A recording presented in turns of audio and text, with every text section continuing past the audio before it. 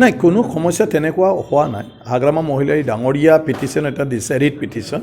গতিকে সেই ৰিট পিটিশ্যনত যিহেতু কৰ্টে অৱগত নহয় যে BTC ৰুলবিলাক কি, সেইকাৰণে কৰ্টে এটা অৰ্ডাৰ দি দিছে যে বৰ্তমান যি হ'ল ষ্টেটাছ কো বুলি কয়। ষ্টেটাছ কো মানে বৰ্তমান যেনেকৈ আছে তেনেকৈ থাকিব লাগে। গতিকে প্ৰমোদ বড়ো ডাঙৰীয়া EMসকল চবেই কাম কৰি আছে আৰু কাম কৰিব পাৰে, কিন্তু নতুনকৈ কাকো অড লোৱাব নোৱাৰে। আৰু সেইটোৰ কাৰণে মানে আজি অলৰেডি আমাৰ BTCত হ'বলগীয়াটো হৈ গ'ল। প্ৰথম স্পীকাৰো অড ল'লে আৰু বাকীখিনিও ল'লে। গতিকে ইয়াত কৰ্টে কিবা দিলেও তাত কোনো অসুবিধা নহয়। আৰু কৰ্টৰ যিটো গ্ৰাউণ্ডত কেছ দিছে সেই কেছত তেওঁলোকে জিকিব নোৱাৰে মই ভাবোঁ, কাৰণ BTC জন্ম হোৱাৰ পিছৰে পৰা পৰম্পৰাগতভাৱে এই ছিষ্টেমতে চৰকাৰটো হৈ আহিছে। আৰু য'ত হাগ্ৰামা মহিলাই ডাঙৰীয়া স্বয়ং নিজে তেনেকুৱা ধৰণৰ গভৰ্ণৰৰ ওচৰত তেওঁৰ মানে মেজৰিটি দেখুৱাই তেওঁ অড লৈ আহিছে। গতিকে তেওঁ যিটো কথা আজি অভিযোগ আনিছে সেইটো হ'ল কাৰ্বি আংলং NC হিলছৰ কথা। তো কাৰ্বি আংলং NC হিলছটো এমেণ্ডমেণ্ট কৰি ফালে BTCটো গঠন কৰা হৈছে। আৰু BTCৰ বড়োলেণ্ডৰ ক্ষেত্ৰত আপোনাৰ 7 শিডিউল ইণ্ডিয়ান কনষ্টিটিউশ্যনৰ 7 শিডিউলত যিটো ক্ষমতা প্ৰদান কৰা আছে ৰাজ্যবিলাকক, সেই ক্ষমতাটোকে BTCটো দিছে। আৰু যি ক্ষমতাক যদি আপুনি মানে কি কয় প্ৰয়োগ কৰিব যায়, ব্যৱহাৰ কৰিব যায়, তেতিয়া তাত কিছুমান নিয়মাৱলী আইন কানুন বনাব লাগে, থাকিব লাগে। আৰু সেইটোৰ কাৰণে কাৰ্বি আংলং NC হিলছত এছেম্বলি নাই, কিন্তু বড়োলেণ্ডত এছেম্বলি দিয়া হৈছে। গতিকে সেই হিচাপে বড়োলেণ্ডৰ আমাৰ স্পীকাৰ ডেপুটি স্পীকাৰ আছে। গতিকে সেই এছেম্বলিত আমাৰ বিভিন্ন ৰুল ৰেগুলেশ্যন এক্টবিলাক তাত মানে বিল অনা হয়, বিল পাছ কৰা হয়, তাৰপিছত আইনটোত পৰিণত হয়। গতিকে সেইটোৰ কাৰণে বড়োলেণ্ডৰ চৰকাৰ গঠন কৰাৰ প্ৰক্ৰিয়াটো ৰাজ্য চৰকাৰ আৰু কেন্দ্ৰীয় চৰকাৰৰ নিচিনা। আৰু সেইটোকে আমি 2005 চনত কথা পাতি পালে ফাইনেল কৰি লৈছিলে। আৰু ইয়াৰ ৰুলটো বনাই ল'বৰ কাৰণে সেই সময়ত কোৱা হৈছিলে, কিন্তু হাগ্ৰামা মহিলাই ডাঙৰীয়া যোৱা 15 বছৰ তেনেকুৱা ধৰণৰ আইন কানুনৰ কোনো কামেই নকৰিলে। তেওঁ মানে এই ৰুলবিলাক তেওঁ কৰি নথলে। আৰু আজি যিটো কৈছে সেইটো কাৰ্বি আংলং আৰু NC হিলছতহে। আমাৰতো স্পীকাৰ ডেপুটি স্পীকাৰ, তেওঁলোকৰ চেয়াৰমেন ভাইচ চেয়াৰমেন। আমাৰতো এছেম্বলি বহে, তেওঁলোকৰ জেনেৰেল কাউন্সিল বহে। গতিকে কাৰ্বি আংলঙত কি হয়, জেনেৰেলি চিফ যদি পাতিব লাগে তেতিয়া প্ৰথম চেয়াৰমেনক তেওঁলোকে আগতে পাতি ল'ব লাগে। আৰু চেয়াৰমেনে জেনেৰেল কাউন্সিলৰ মিটিং মাতে। আৰু জেনেৰেল কাউন্সিলটোত কোনে চিফ হ'ব মেজৰিটিৰ লগত কথা নাই, সি নমিনেশ্যন দিয়ে। আৰু তেতিয়া 2-3 জন যেতিয়া নমিনেশ্যন থাকে তেতিয়া তাত ভোটিং হয়। আৰু সেই ভোটিঙৰ দ্বাৰাহে তাত চিফটো চিলেকশ্যন হয় ইলেকশ্যনৰ দ্বাৰা। গতিকে আমাৰ BTCটো সেইটো প্ৰক্ৰিয়া নাই। আমাৰ হ'ল এছেম্বলি আৰু আমাৰ হ'ল স্পীকাৰ ডেপুটি স্পীকাৰ। গতিকে আমাৰ ৰাজ্যৰ নিচিনা যিজনে প্ৰথম জিকিব তেওঁৱে মানে কি কয় যাৰ মেজৰিটি আছে তেওঁ ক্লেইম কৰিব। গতিকে সেই হিচাপে সেইটো হৈ আহি আছে। আপোনালোকে শুনানি যিটো হাগ্ৰামা মহিলাই ডাঙৰীয়া অভিযোগ কৰি আছে যে ছিংগল মেজৰিটিৰ কাৰণে তেওঁকহে মাতিব লাগিছিল। আচলতে হাগ্ৰামা মহিলাই ডাঙৰীয়া নিজে প্ৰথম গভৰ্ণৰক ক্লেইম কৰি ফালে চিঠি লিখিছে। আৰু সেই চিঠিত তেখেতে কৈছে এতিয়া মোৰ লগত 17 জন MCLA আছে, মই চৰকাৰ কৰিব খোজোঁ, বাকী MCLA বিলাকক মেনেজ কৰিবৰ কাৰণে মোক 1 সপ্তাহ সময় দিব লাগে। কিন্তু তেওঁ নিজে তেওঁৰ লগত মেজৰিটি নাই, এইটো তেওঁৰ চিঠিত তেওঁ নিজে উল্লেখ কৰি দিছিলে যে মোৰ লগত 40টাত 17টাহে আছে। ইয়াৰ পিছতহে প্ৰমোদ বড়ো ডাঙৰীয়া সন্ধিয়া মানে গৈ ফালে মানে ৰাতি আৰু সন্ধিয়া মানে ৰাতি গৈ ফালে গভৰ্ণৰৰ তাত এপইণ্টমেণ্ট লৈ ফালে গৈছে। আৰু গৈ ফালে 22 জন মানুহৰ লিষ্ট দি ফালে মোৰ লগত মেজৰিটি আছে, মই চৰকাৰ কৰিব খোজোঁ। তাৰপিছত কংগ্ৰেছ কি কয়, কংগ্ৰেছ নহয় আপোনাৰ কি কংগ্ৰেছ নহয় GSP আৰু আপোনাৰ BJP আৰু UPPL তিনিটা পাৰ্টিৰো ছাপৰ্টিং লেটাৰ গভৰ্ণৰ দি দিছে। আৰু তাৰ কাৰণে গভৰ্ণৰ ডাঙৰীয়া দেখিলে যে হাগ্ৰামাৰ 17টা আছে আৰু তেওঁ 1 সপ্তাহ বিচাৰিছে মেনেজ কৰিবলৈ। কিন্তু অলৰেডি প্ৰমোদ বড়োই তাৰপিছত গ'ল আৰু তেওঁৰ অলৰেডি 22 জন আছে।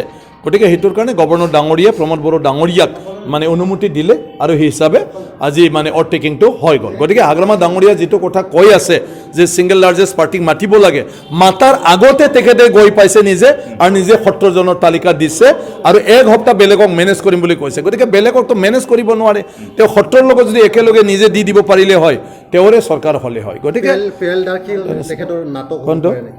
এইটো PIL নহয়, এইটো হ'ল ৰিট পিটিশ্যন।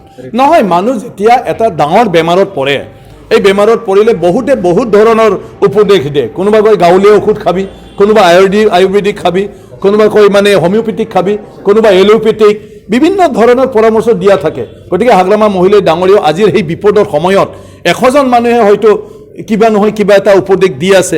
গতিকে বেমাৰী যেনেকৈ ভাল হোৱাৰ কাৰণে চবটোকে কৰিব খোজে, হাগ্ৰামা মহিলাই ডাঙৰীয়াও সেই বিপদৰ পৰা মানে মুক্ত হ'বৰ কাৰণে যাৰে তাৰে এডভাইচ লয়, যাহা তাহা বস্তু কৰি আছে যিটো স্ববিৰোধী নিজে কোৰ্টত এতিয়া ক'ব লাগিব যে হাগ্ৰামা মহিলাই ডাঙৰীয়া বেআইনীভাৱে 3বাৰ কিয়নো চিভ হৈ গ'ল এই প্ৰক্ৰিয়াত গতিকে তেওঁহে জবাব দিব লাগিব এতিয়া কোৰ্টত একো শুনানি ৱেইট কৰিব নালাগে কাম চলি আছে আমাৰ প্ৰমোদ বড়ো ডাঙৰীয়া কাম কৰি আছে আপোনালোকে সোমবাৰত অফিচত যাওক সোমবাৰত নৰ্মেলি কাম চলিব চিভ আৰু ইএম সকলৰ মাত্ৰ কোৰ্টে কৈছে মানে নতুন আৰু একো কৰিব নালাগে মানে 22 তাৰিখলৈকে গতিকে এইটো কথা পাৰুখেৰীয় যিকেইটা আপোনালোকৰ কলিগ আছিলে তেওঁলোকক গুৱাহাটীৰ পৰা শ্বিলঙলৈ পঠোৱা হ'ল কি কাৰণ হ'ব পাৰে নাই সেইটো আমাৰ নিজৰ নিজৰ পাৰ্টিৰ কথা ইয়াতো একো কাম নাই নিজৰ কথা আমাৰ এতিয়া নৰে বাবা না অভিযোগটো তোমালোকে হাগ্ৰামাৰ শুনি আছে কেলে বিপিএফৰ শুনি আছে কেলে হাগ্ৰামা বিপিএফ চৰকাৰেও কৰিব নোৱাৰে একো কৰিব নোৱাৰে গোটেই এমচিলেক তেওঁলোকে টপলা বান্ধি লৈ ফালে ইফালৰ পৰা ইফালে কিয় ঘূৰাই আছে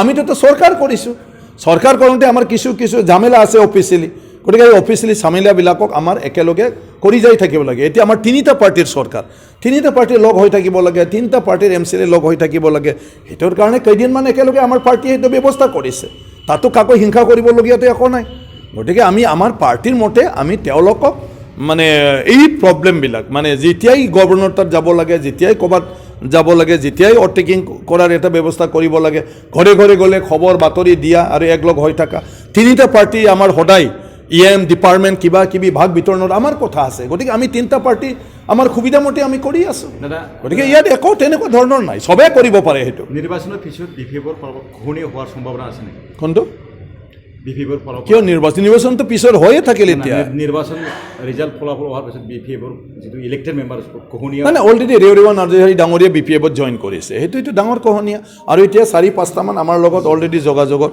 আছে হা ৰেৱৰিৱা নাৰ্জাৰী সেইটো বিপিএফৰ ৰেৱৰিৱা নাৰ্জাৰী বিজেপিত যোগদান কৰিলে ইয়াৰ পিছত আৰু 5টামান আমাৰ লগত যোগাযোগ হৈ আছে গতিকে খহনীয়া ডেফিনেটলি হৈছে আৰু ডেফিনেটলি হ'ব কাৰণ চবেইতো কাম কৰিম বুলিহে পাৰ্টি কৰে গতিকে আজি যিটো পাৰ্টিয়ে চৰকাৰত নাহিল তাৰ ছাপৰ্টাৰ আহিব তাৰ কৰ্মী আহিব এমচিএলএবিলাকো আহিব যদি ৰাইজক ডেভেলপমেণ্টৰ প্ৰতিশ্ৰুতি দি ফালে ভোট লৈছে ৰাইজৰ কাম কৰিব লাগিব তেতিয়াহ'লে তেওঁ চৰকাৰৰ লগত মিলি ফালে কাম কৰিব লাগিব পদমফুল এটাৰ পিছত কাউন্সিলতো সংখ্যাগৰিষ্ঠ লাভ কৰিলে নাই পদমফুল ফুলিবই কাৰণ কিয় আজি নৰেন্দ্ৰ মোদী ডাঙৰীয়াৰ নেতৃত্বত ভাৰতবৰ্ষৰ প্ৰত্যেকজন নাগৰিকৰ কাৰণে যি ধৰণৰ আঁচনিবিলাক লোৱা হৈছে যিটো অকল আন্তঃগাঁথনি নহয় ৰাস্তা পদূলি কিবা কিবি মাত্ৰ নহয় ব্যক্তিগত জীৱনলৈকে উপকাৰ হোৱা আপোনাৰ গেছ চিলিণ্ডাৰলৈকে পাইছে চাউল ফ্ৰী পাইছে আপোনাৰ বিএমআই ঘৰ যাৰ ঘৰ নাই সি ঘৰ পাইছে আপোনাৰ বিধৱা পেঞ্চন পাইছে আপোনাৰ বৃদ্ধ পেঞ্চন 100% আগৰ কংগ্ৰেছৰ নিচিনা নহয় যে গাঁওখনত 10টা যদি বুঢ়া বুঢ়ী থাকে 2জনহে পাব এনেকুৱা নহয় এতিয়া